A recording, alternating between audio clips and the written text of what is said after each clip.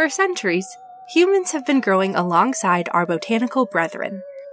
Our histories have mixed and mingled to bring us modern medical marvels, faded folklore, and everything in between. Of course, in order to understand the plant, we have to start with its roots. I'm M. Grubner-Gaddis, and this is Rooted. Hello, and welcome back to another week of Rooted.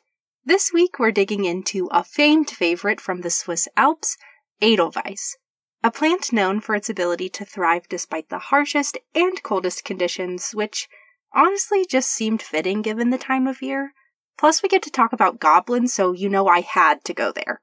Edelweiss, or Lentipodium nivale, is a fuzzy little white flower in the Asteraceae family.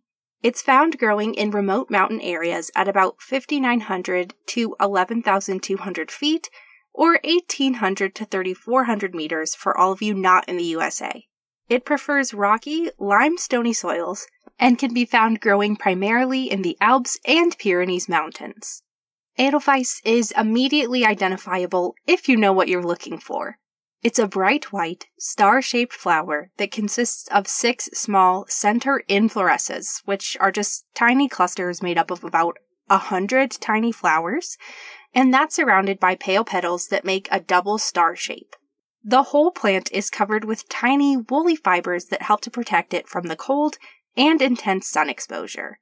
They typically tend to grow in clusters that create little white sprays across the mountaintops, staying fairly low to the ground at about 1 to 8 inches tall, which is roughly 3 to 20 centimeters. What this plant doesn't have in height, it more than makes up for in tall tales. Legend has it that there was once a beautiful snow queen who lived high up in the mountains. So high, in fact, that it was nearly impossible to reach her. Covered in a shroud of icy darkness, her kingdom was so cold that even her heart was frozen.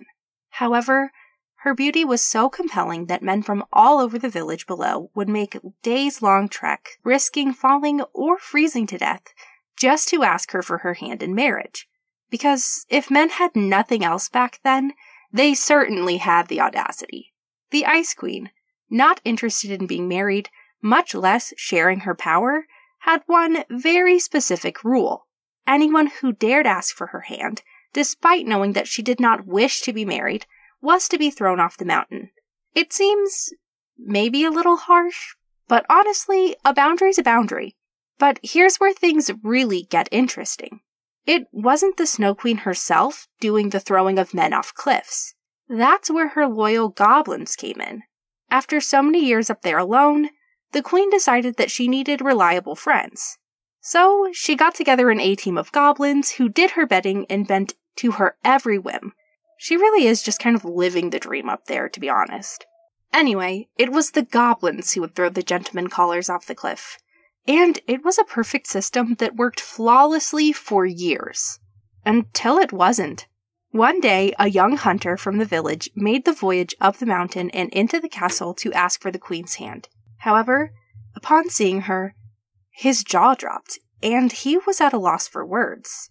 The more he tried to speak, the further back in his throat the words crawled, and as he continued to fight the embarrassed flush in his cheeks, he fell to his knees. Here we go again, thought the Snow Queen. But, as the seconds stretched on, it occurred to her. No man had ever been here this long.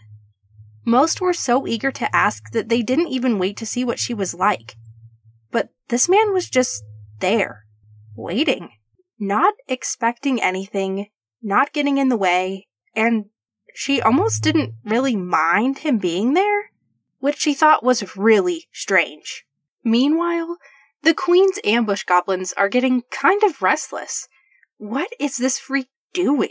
He's just sitting there, staring at her, and she isn't even giving orders to throw him out. What were they supposed to do here? After hours of this, the queen had grown quite smitten with the man, but her goblins couldn't have hated him more. So, in the dark of night, they decided to take matters into their own hands. Once they were sure the queen had gone to bed, they tied up the man, hoisted him over their shoulders, and launched him off the side of the cliff. The only problem The queen wasn't asleep. She saw everything. In her shock and horror, her heart started to thaw, and realizing she wouldn't be able to save the handsome stranger, a single tear fell from her eye, down the long, jagged slope of the mountain, and onto the rock where his body lay cold and buried in the snow, growing into a single silver star in the empty mountain landscape.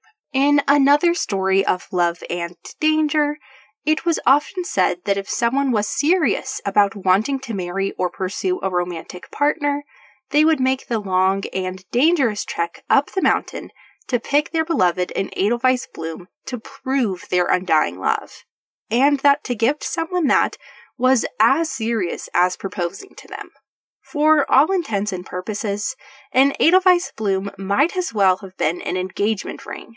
And while I couldn't find any proof of this from the time, I like to imagine Edwardian-era ladies ogling over these hairy stems with the same energy they would have had for the elaborate rings of the time. Aside from being a testament to the lengths someone would go to for love, Edelweiss was also turned to for medicine and makeup. In medicine, folks native to the Alps and Pyrenees would use the roots of the Edelweiss plant to treat tuberculosis, cough, cold, and flu, plus upset stomachs. But it was also used as a sort of sunblock and in anti-aging cosmetics, which is how we still use some of its extracts today.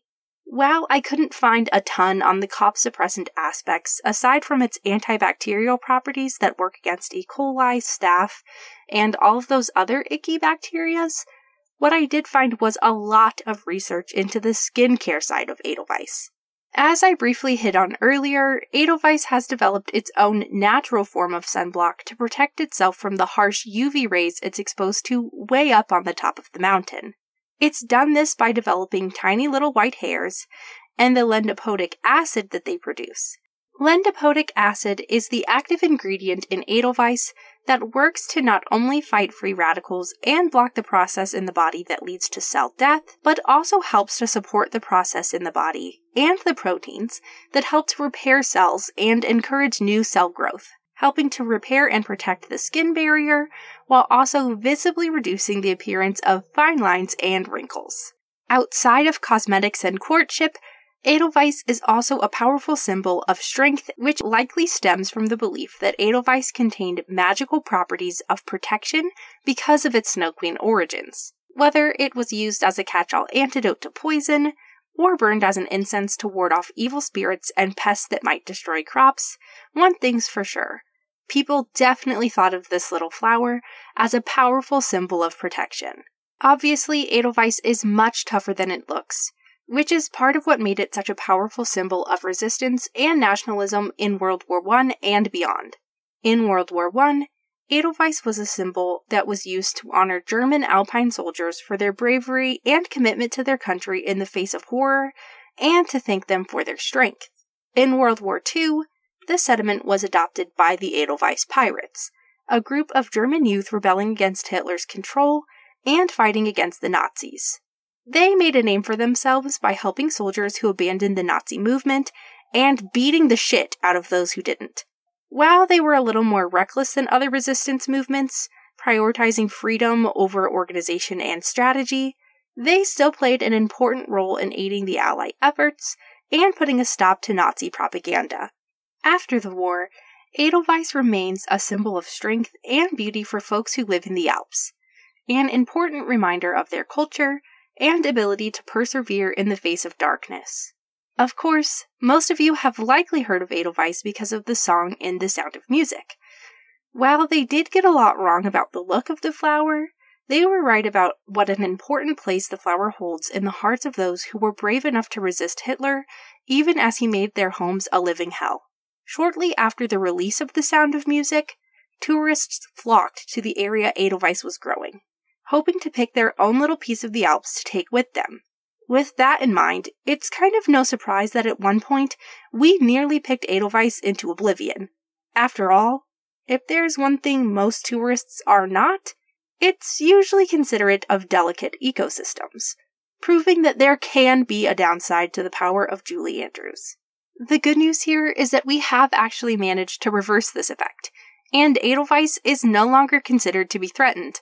This is thanks in large parts to the government taking a stand in protecting the flower, the public being respectful and listening to the voices of experts, and everyone doing their part to protect the plant, holding tourists and townies alike accountable for their actions in harming the plant. However, I would be remiss if I didn't also point out the privilege here. After all, this is a symbol of strength for primarily white cultures, and it was primarily white voices calling for the protection of this plant.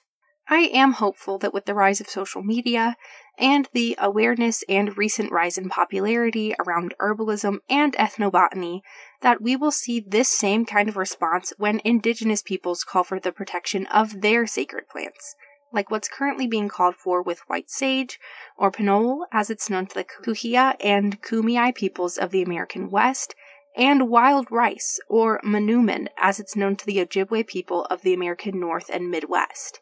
In the wake of Edelweiss once again proving its strength and resiliency, it really is no surprise that it's been so widely adopted as a symbol of the Alps.